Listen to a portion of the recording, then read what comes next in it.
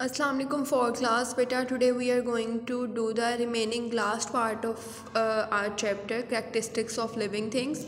Today we will do the book reading of page number 37 and page number 38. ठीक है, last time हम लोगों ने डिस्कस किया था that what are the main similarities और differences between all living things के लिविंग थिंग्स के अंदर कौन कौन से जो फीचर्स हैं वो सेम होते हैं और कौन से फीचर्स जो हैं वो एक दूसरे से डिफ्रेंशिएट करते हैं। यानी कि अगर हम लोग एग्ज़ाम्पल ली थी हम लोगों ने अपनी कि हम लोग के कुछ फीचर्स हम लोग के पेरेंट्स से रिजेम्बलेंस शो करते हैं। फॉर एग्ज़ाम्पल आपका हेयर कलर, आपका आई कलर या आपकी बहुत सारी जो एट्रीब्यूट्स होती हैं, कुछ आदतें होती हैं, आपका पोलाइट होना या आपका छोटी छोटी बात पे अग्रेसिव हो जाना, बहुत सारे जो फीचर्स हैं वो हमारे पेरेंट्स से जो है वो हमें इनहेरिटेड मिले हुए होते हैं। यानी कि आपको आपकी विरासत में वो मिले हुए होते हैं। अल्लाह ताला ने बहुत सारी क्वालिटीज़ जो हैं वो आपके पेरेंट्स से ही आप में ट्रांसफ़र की हुई होती हैं और कुछ जो है वो हमारी डिफरेंस भी होती हैं एट्रीब्यूट्स। जैसे कि फॉर एग्ज़ाम्पल हम लोग सब देखने में ह्यूमन बींग्स एक जैसे नज़र आते हैं। एक जैसे मीन्स कि सबका बॉडी स्ट्रक्चर तो सेम है।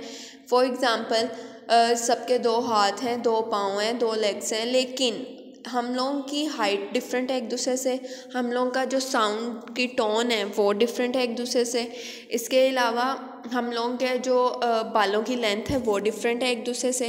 इट मीन्स के तमाम जो लिविंग ऑर्गेनिजम्स हैं उनमें कुछ ना कुछ सिमिलैरिटीज़ भी होती हैं, लेकिन वहीं पर कुछ ना कुछ डिफरेंसेस भी होते हैं। लास्ट टाइम हमने ये डिस्कस किया था। Today we will do the book reading. Plants and animals inherit characteristics from their parents, but characteristics can also be affected by their environment. अब वो कह रहे हैं कि कुछ characteristics तो आपको आपके पेरेंट्स से इनहेरिटेड मिल जाती हैं, लेकिन कुछ characteristics जो हैं वो आपको आपके environment से भी मिलती हैं। अब फॉर एग्ज़ाम्पल आपको मैं एक बहुत बड़े फ़िलासफ़र की एक कोटेशन इसमें कोट करती हूँ।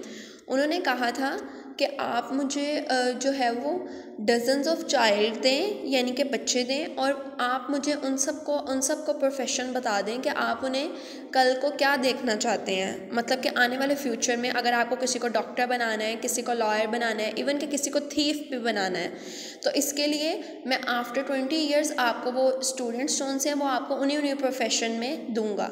यानी कि वो उनके लिए इन्वायरमेंट को उस तरह से इस्टेब्लिश कर देंगे कि वो उनके अकॉर्डिंगली बिल्कुल उनकी ग्रोथ उसी तरह से होगी। उनका सोचने का अंदाज़ जब वो उन्हीं लोगों में रहेंगे बिल्कुल वैसा हो जाएगा।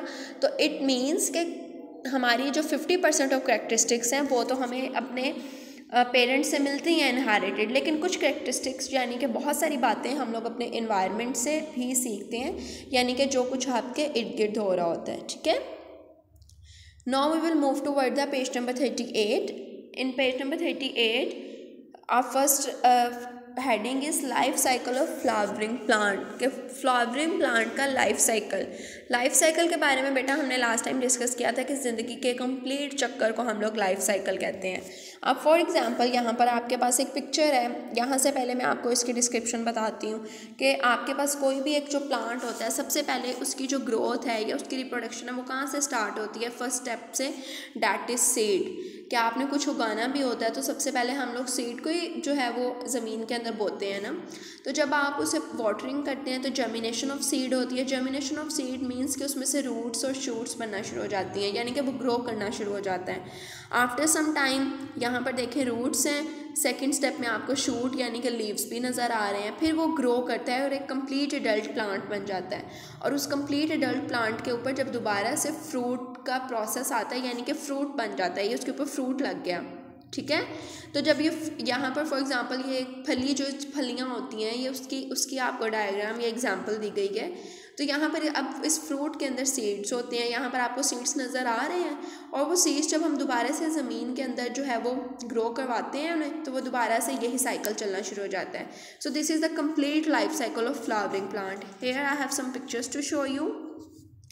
यहाँ पर भी आप देखिए हमारे पास सबसे पहले सीड है, सीड ने ग्रो किया, ग्रो करने के बाद उसके ऊपर फ्लावर्स आए, फ्लावर्स के बाद फ्लावर्स से हमारे पास बनते हैं फ्रूट्स, और जब फ्रूट्स बनते हैं तो फ्रूट्स के अंदर क्या होते हैं? सीड्स, और वो फिर जो है वो उनकी उसी प्लांट की वो सीड्स जो है वो नेक्स्ट फर्दर ग्रो कर जाते हैं और दोबारा से इस तरह से कंप्लीट ये लाइफ साइकिल जो है वो चलता चला जाता है।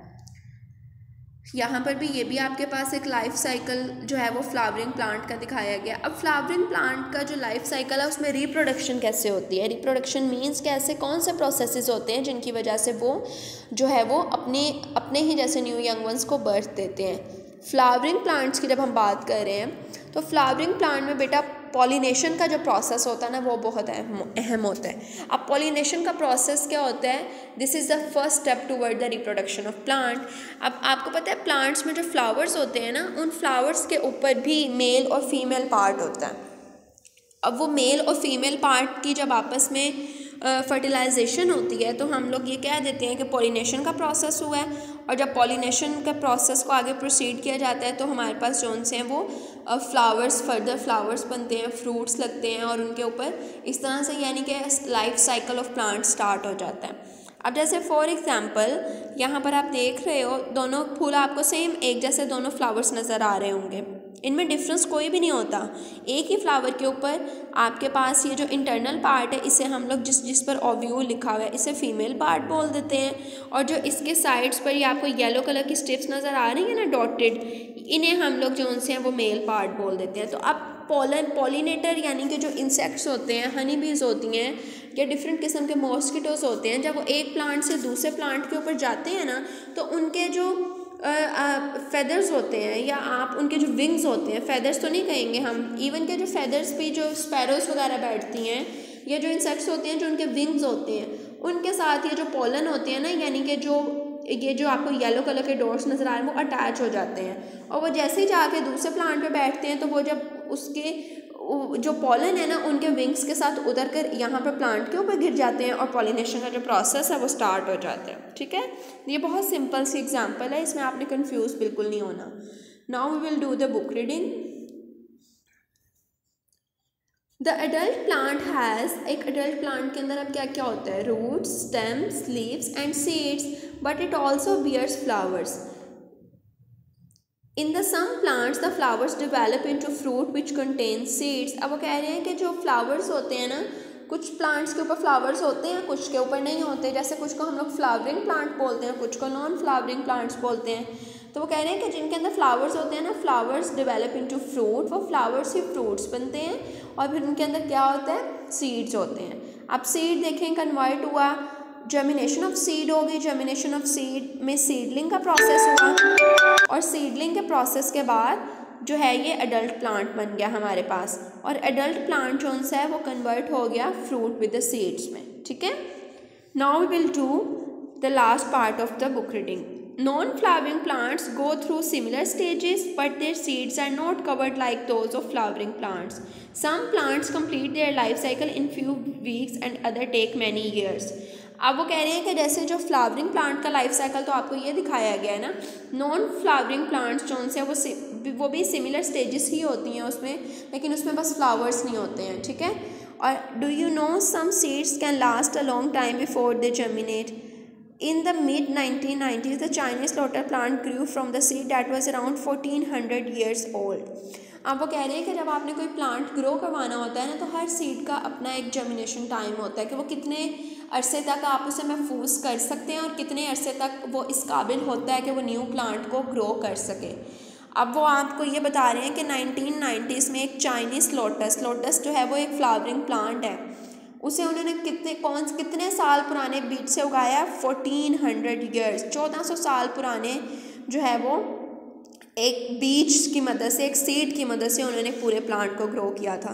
तो जो डिफरेंट प्लांट्स हैं, हर प्लांट्स में डिफरेंट टाइप्स ऑफ सीड्स होते हैं, डिफरेंट टाइप्स ऑफ सीड्स की जो है वो अपनी डिफरेंट लाइफ स्पैन होता है। कुछ सीड्स बहुत अरसे तक भी महफूज किए जा सकते हैं, यानी कि वो इस काबिल रह सकते हैं कि वो न्यू प्लांट्स को ग्रो करें, और कुछ सीड्स जो हैं वो सिर्फ फ्यू वीक्स के लिए होते हैं, आफ्टर दैट उनकी डेथ हो जाती है।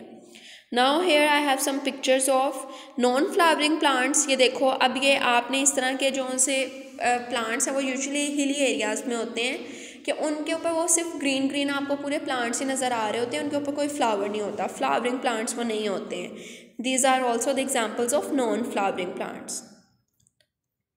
सो बेटा आज के लिए सिर्फ इतना ही। यहाँ पर हमारी पूरी जो है करैक्टरिस्टिक्स ऑफ लिविंग थिंग्स की बुक रीडिंग कंप्लीट हो गई है एंड आई होप सो कि आपको इसमें कोई डिफ़िकल्टी नहीं होगी। जहाँ से बेटा आपको समझ नहीं आया आपने वीडियो को बैक करके दोबारा से समझना है और कॉन्सेप्ट्स को जो है वो क्लियर कर लेना है। सो अल्लाह हाफिज़ टिल द नेक्स्ट लेक्चर।